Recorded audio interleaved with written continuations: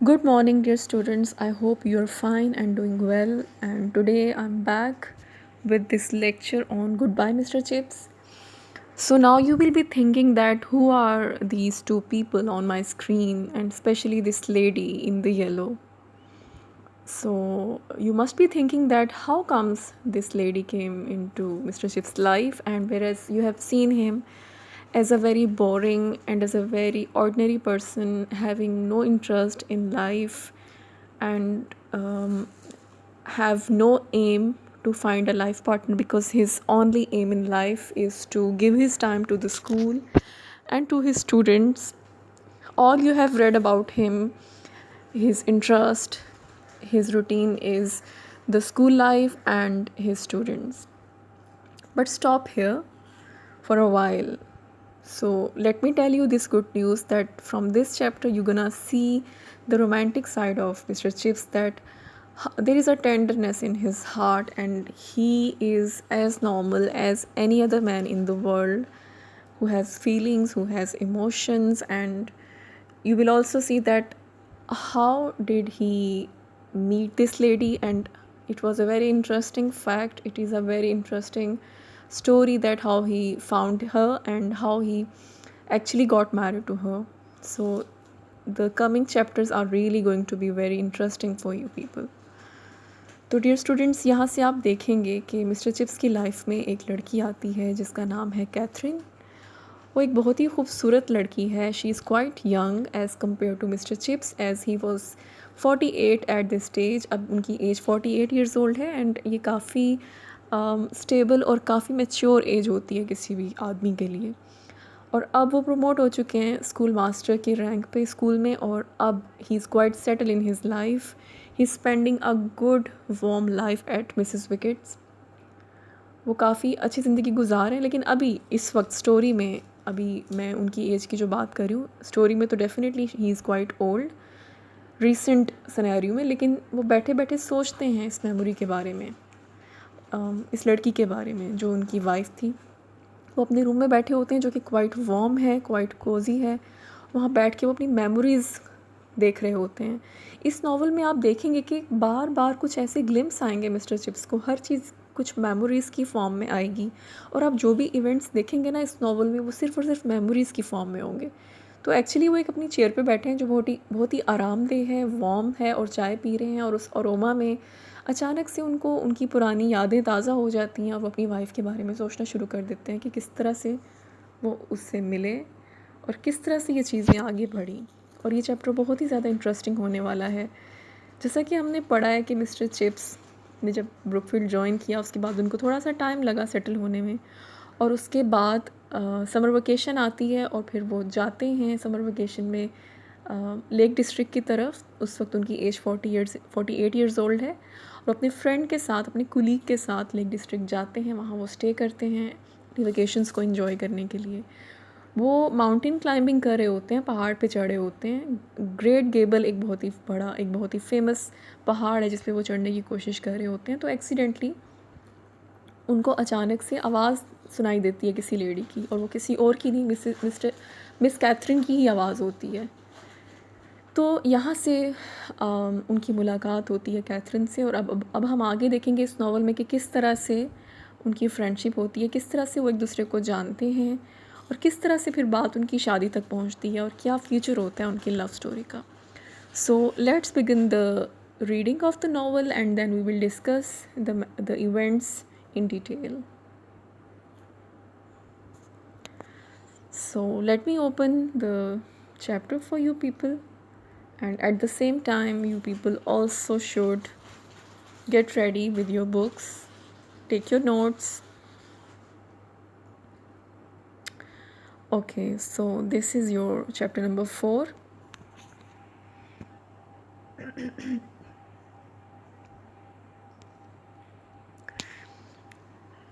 There came to him, stirred by warmth of the fire and gentle aroma of tea. He is having tea, चाय P रहे हैं और आग के सामने बैठे हैं. A thousand tangled recollections of old times. Recollections of old times, पुराने वक्तों की यादें आना शुरू हो जाती हैं. The spring of 1896। Now this is the year जिसके बारे में वो सोच रहे हैं। He was 48, an age at which a permanence of habit begins to be predictable. Permanence बोलते हैं पुख्तगी। अब वो ऐसी एज में है जब आपकी आदत जो होती हैं, आपकी जो रोज़मर्रा की जो आदतें होती हैं, हैबिट्स होती हैं, वो परमानेंट हो जाती हैं। मतलब आप उनको चेंज नहीं कर सकते। It is an age when it is very difficult to change your habits when you are young, so there is a chance that you can change yourself। जवानी में या कम उम्र में इंसान के लिए आसान होता है अपनी हैबिट्स को चेंज करना, लेकिन एक सर्टेन एज के बाद इंसान की आदत को चेंज करना मुश्किल हो जाता है। He had just been appointed house master with this and his classical forms. अब उनका क्या रैंक है स्कूल में? He is a house master, school teacher से, और अब अभी भी वो अपनी क्लासिकल फॉर्म्स के साथ ही अपनी जॉब कर रहे हैं, अपनी ज़िंदगी को गुजार रहे हैं। क्लासिकल फॉर्म्स का मतलब पुराने तौर तरीके जो कदामत पसंदी उनके अंदर है, वो भी उसी के साथ चल रहे हैं। Sorry, excuse me. He had made for himself a warm and busy corner of life. During the summer vacation, he went up to the Lake District with Rowden, a colleague. जैसे कि मैंने आपसे डिस्कस किया कि वो अपने colleague के साथ समर वेकेशन में एक लेक डिस्ट्रिक्ट जाते हैं और उनके कुलीग का नाम राउडन होता है। They walked and climbed for a week until Rowden had to leave suddenly on some family business. राउडन को वापस आ जाना पड़ता है किसी वजह से, किसी सडन सिचुएशन की वजह से। Chips stayed on alone at Westel Head, उस जगह का नाम है ये, और उनको वहाँ पे अकेले स्टे करना पड़ता है।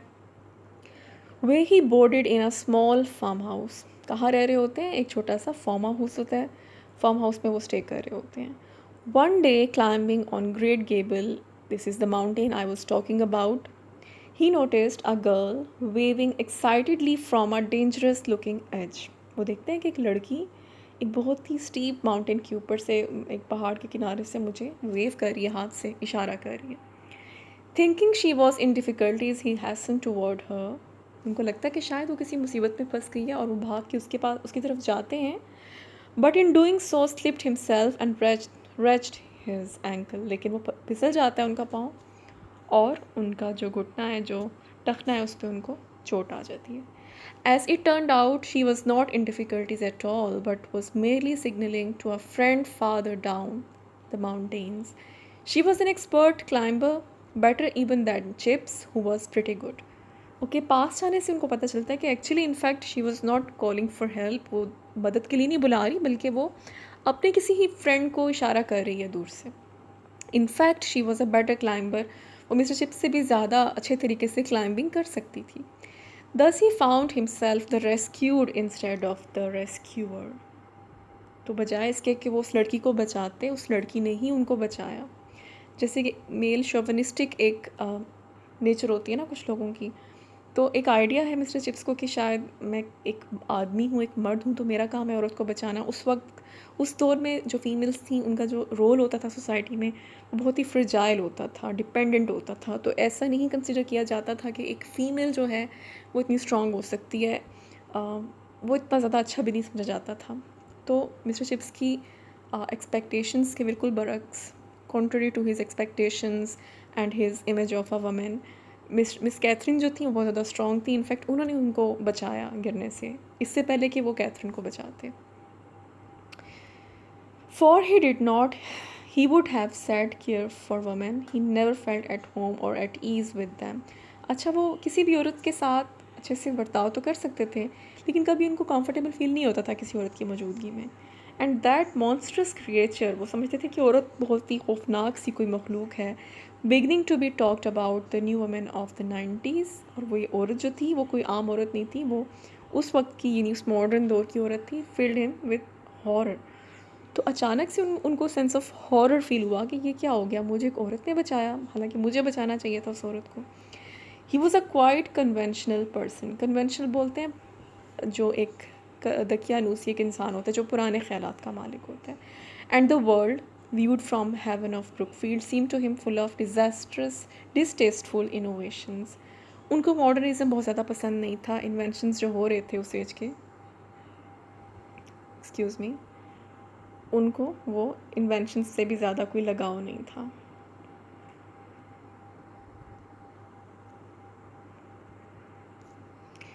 Okay.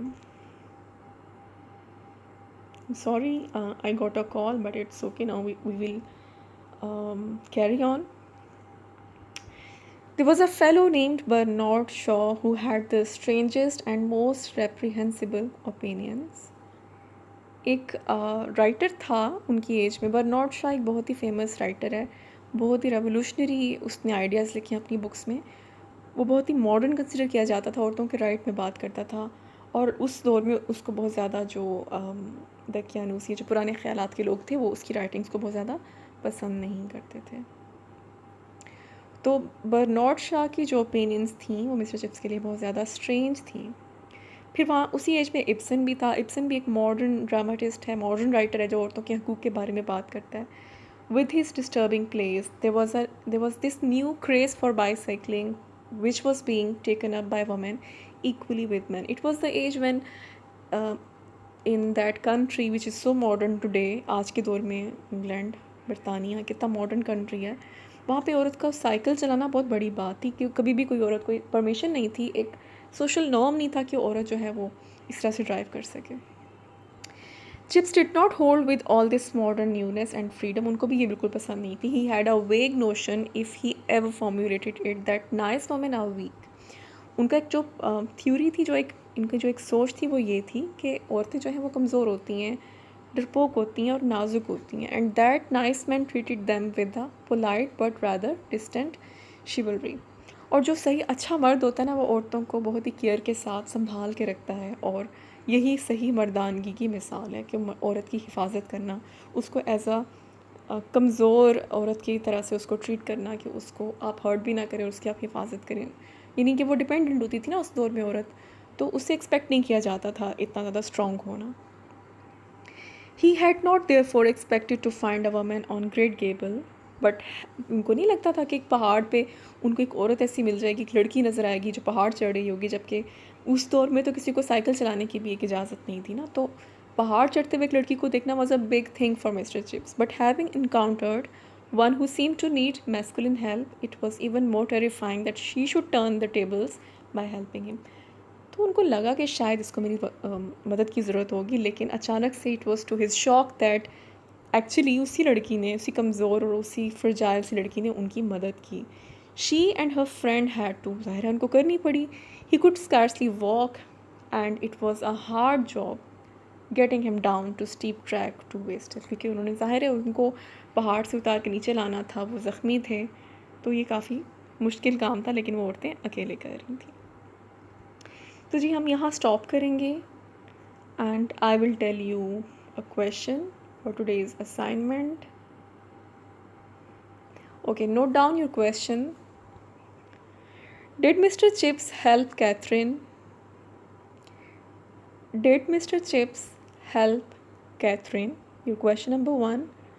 Question number 2 is, who went to Lake District, Mr. Chips? Who went to Lake District, Mr. Chips? I repeat your questions. Your question number 1 is, did Mr. Chips help Catherine? And who went to Lake District with Mr. Chips? Yesterday you requested me to write the questions, but today's questions are so simple. But in the next video I will write down your assignments and then you can see yourself, okay? But right now you have to note it down. So it is a very interesting chapter today. You have to find the word meanings, difficult words you have to know the meaning, and if you have any problem you can use dictionary. And please try to read your chapters, your lessons, so that you can get your reading efficiency, because reading novels actually helps you to have good reading habits. It enhances your understanding. It's also enhances your language skills, your reading skills. And when you read something you actually write something better. जो आप पढ़ते हैं ना जब आप कुछ जो चीज़ पढ़े होते हैं वर्ड्स में तो वो आपकी राइटिंग को बेटर बनाती है. तो if you want to improve your writing you should start reading more and more. So this is your syllabus novel. It is better if you keep reading it, especially when I am explaining afterwards. It is your duty to go and read the chapter yourself so that you can also enjoy and you can also find the meanings of the words. It will give you, it will enhance your vocabulary as well. So I will expect you to read this chapter with me after watching my lecture, and then you will send me your assignments and give me your feedback if you want to know anything else. Thank you. Take care. Allah Hafiz.